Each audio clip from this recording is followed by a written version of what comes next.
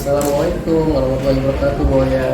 Waalaikumsalam Pak Alfi. Gimana kabarnya, Boya? Alhamdulillah, kabar saya baik Pak Alfi. Gimana Pak Alfi, sehat? Alhamdulillah saya juga sehat, Boya. Begini, Boya. Hari ini kan Ibu akan melakukan kucing ya. Kemudian sebelum melakukan proses kucing nanti, ada sedikit yang ingin saya tanyakan ke Ibu, Boya. Bagaimana, Boya? Ya, silakan Pak Alfi. Oh ya, baik. Jadi begini, Boya. Pada saat proses kucing nanti, antara coach dan kuci akan saya amati dan akan saya nilai sesuai dengan rubrik penilaian kucing seperti apakah sudah sesuai dengan alur kita. Kemudian, apakah sudah memberikan pertanyaan-pertanyaan berbobot kepada kuci. Kemudian, nanti apakah jawaban yang disampaikan oleh kuci itu sudah sesuai dengan pertanyaan-pertanyaan yang Boya sampaikan. Kemudian juga nanti dari jawaban tersebut apakah nanti kuci bisa memberikan jawaban untuk menemukan permasalahannya. Kemudian jangan lupa juga nanti Boya menyesuaikan dengan prinsip kucing, diantaranya ada kelupaan, kemudian ada proses kreatif dan juga memaksimalkan potensi kucing. Nah, sebelum proses kucing dimulai, ada beberapa pertanyaan yang akan saya tanyakan ke Boya. Boleh ya, Bu ya? Enggak boleh Pak Alfi. Oke, yang pertama, kompetensi kucing apa yang nanti ingin Ibu kembangkan? Baik, terima kasih Pak Alfi. Jadi kompetensi nanti yang akan saya kembangkan pada kegiatan coaching hari ini adalah kehadiran penuh. Yang kedua mendengarkan aktif, dan yang ketiga itu memberikan pertanyaan-pertanyaan yang berbobot. Berarti ada 3 kompetensi ya Bu ya yang dikembangkan ya Bu ya. Kemudian kira-kira indikator ketercapaian dan tujuan pengembangan yang diinginkan oleh Boya itu seperti apa ya Bu, kalau boleh saya tahu? Jadi indikator ketercapaian yang saya inginkan pada proses coaching ini adalah saya ingin menginginkan coach itu dapat mendapatkan solusi dari permasalahannya dengan baik, Pak Alfi. Oh, jadi begitu ya. Nanti indikator pencapaian kunci itu dapat menemukan sendiri ya solusi atas permasalahannya dengan baik-baik. Terima kasih Boya sekali lagi atas jawabannya. Untuk selanjutnya silahkan nanti Boya melakukan kucing dengan sebaik-baiknya. Dan nanti setelah proses kucing selesai, kita akan berbincang-bincang lagi. Terima kasih Boya. Sama Pak Alfi. Assalamualaikum Bu Reni. Waalaikumsalam Bu Oya. Gimana kabarnya hari ini Bu Reni? Alhamdulillah sehat. Bu Oya gimana kabarnya? Alhamdulillah sehat juga Bu Reni. Sepertinya Bu Reni hari ini sedikit murung nih, apakah ada permasalahan yang disampaikan Bu Reni? Kebetulan sekali ada Bu Oya ya.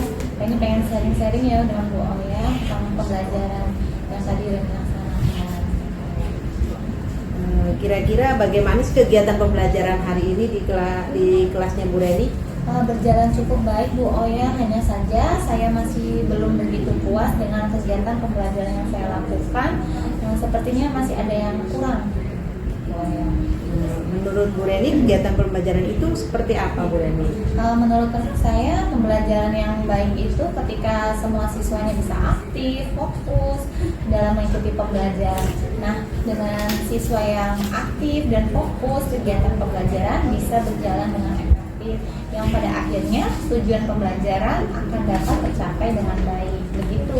Nah, kalau dari angka 1 sampai 10 Bu Reni, kira-kira pada kegiatan pembelajaran yang Bu Reni lakukan itu berada pada angka berapa Bu Reni? Menurut saya masih berada di angka 7 Bu ya. Angka 7 ya. Kira-kira dari angka 7 itu apakah Bu Reni ada keinginan untuk mencapai angka yang lebih baik lagi? Kemungkinan di angka 10 ya Bu ya. Adakah hambatan nanti ketika Ibu Reni ingin mencapai pada angka 10 itu? Hambatan yang saya rasakan yaitu tadi seperti yang saya katakan, yaitu menurunnya minat belajar siswa Bu ya, sehingga siswa itu cenderung pasif gitu dan tidak fokus saat mengikuti pembelajaran. Nah, untuk mencapai poin ke angka 10 ya Bu Reni ya, kira-kira apa untuk mengantisipasi hambatan seperti itu nanti apa yang akan Ibu Reni lakukan? Untuk mengantisipasi tersebut, saya telah mulai mencoba menerapkan pembelajaran yang berpusat pada siswa. Saya mulai dengan sebisa mungkin ya Bu ya menciptakan suasana belajar yang menyenangkan gitu. Sehingga siswa akan merasa nyaman dan bersemangat dalam mengikuti pembelajaran di kelas. Nah, saya juga telah mencoba ya untuk memenuhi semua kebutuhan belajar murid yang berbeda-beda sesuai dengan kesiapan dan profil belajarnya. Nah, bagus sekali ya Bu Reni ya. Seberapa mungkin sih solusi nanti yang akan Ibu Reni lakukan di kelas?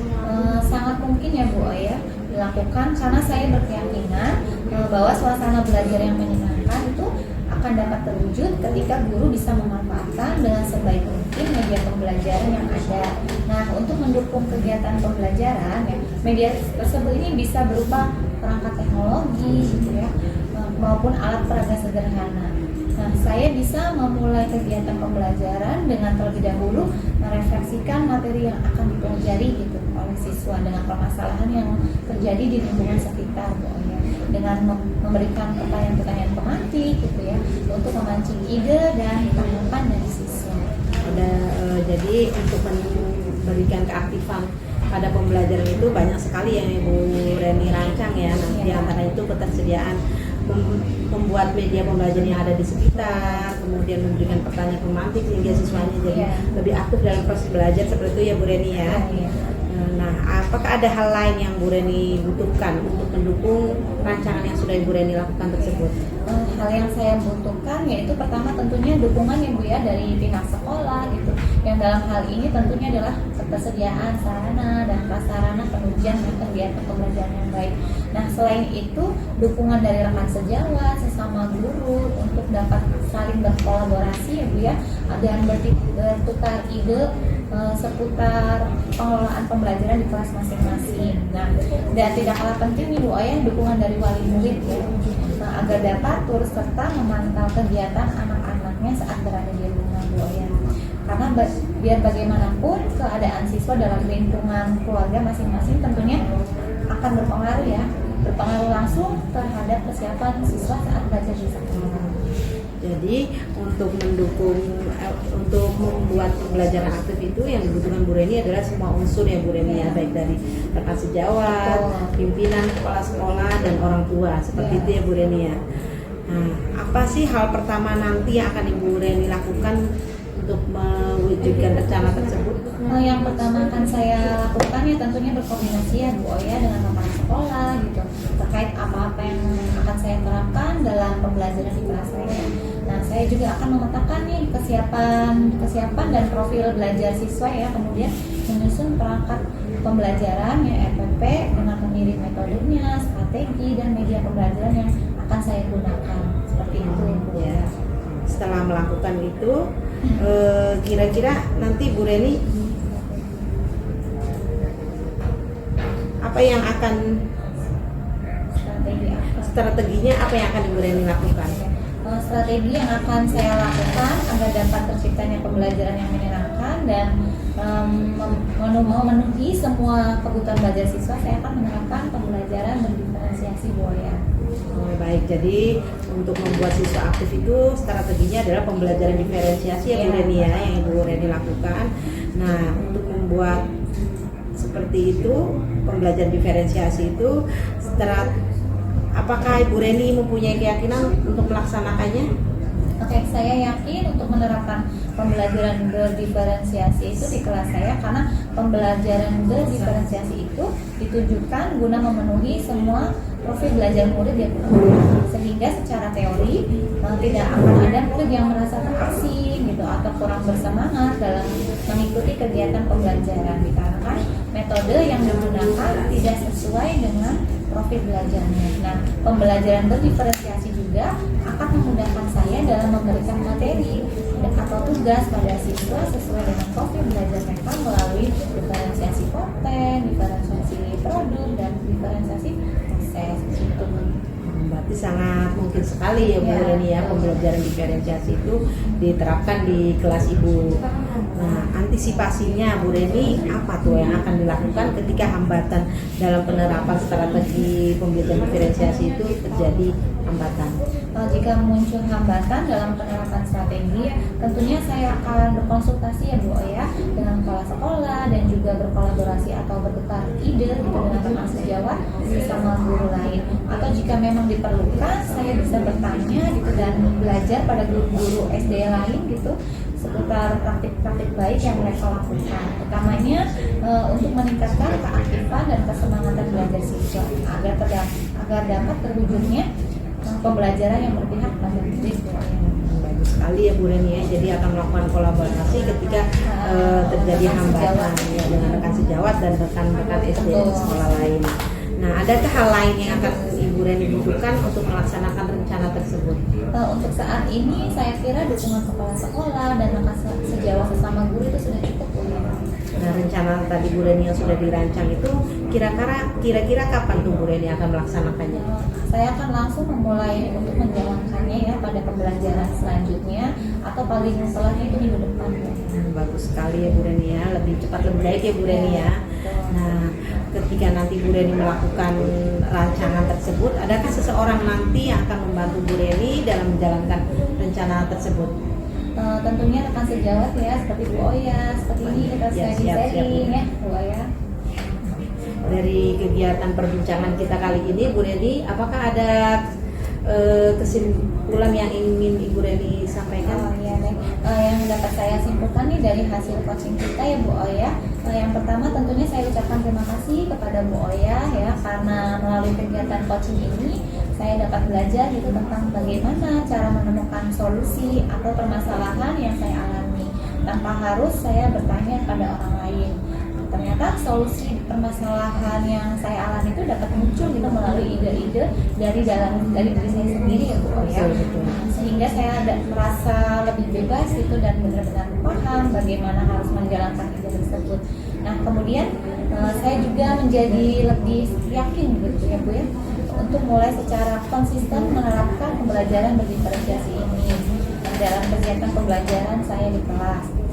Kemudian yang terakhir tentunya saya tidak bosan-bosannya minta dukungan dari semua pihak, baik itu dari Ibu Oya gitu maupun rekan guru-guru lainnya gitu, agar bisa selalu sharing, berkolaborasi gitu, agar dapat bersama-sama menciptakan ekosistem sekolah yang positif. Begitu. Bagus sekali Bu Reni yang sudah dirancang itu.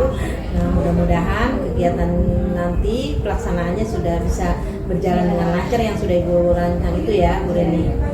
Terima kasih Bu Oya. Sama-sama Bu Reni.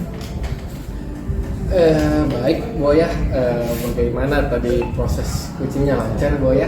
Alhamdulillah tadi bisa berjalan lancar proses coachingnya Pak Alfi. Alhamdulillah. Baik Bu, setelah proses coaching tadi saya ada beberapa pertanyaan nih yang akan saya tanyakan ke Ibu. Tadi dalam proses coachingnya yang sudah Ibu lakukan terkait dengan indikator yang ingin Ibu capai itu bagaimana? Baik Pak Alfi, jadi yang sudah saya lakukan pada proses coaching tadi bersama Bu Reni itu, saya sudah melaksanakan sesuai dengan alur tirta Pak Alfi, di mana saya sudah menanyakan tujuan, melakukan identifikasi permasalahan, menanyakan rencana aksi kepada coach saya itu Bu Reni, dan menanyakan tanggung jawab coach terhadap rencana aksi tersebut.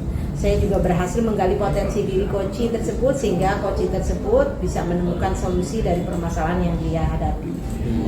Baik Bu Oya, jadi Bu Oya sudah berhasil ya melakukan proses coaching sesuai dengan alur cerita yang saya ambil juga. Tadi proses coaching antara Bu Oya dan Bu Reni sudah menanyakan tujuannya, kemudian ada identifikasi permasalahannya, dan ada rencana aksi coachingnya serta tanggung jawab coach. Nah, tadi saya juga mendengar nih percakapan Ibu dengan Bu Reni, salah satunya ya coach dan coach ya, sudah fokus nih terhadap percakapan yang artinya berarti Ibu ada persen atau kehadiran penuh gitu ya Bu ya dalam proses coaching tadi, dan Ibu Oya juga sudah mendengarkan aktif dengan percakapan dengan Bu Reni itu.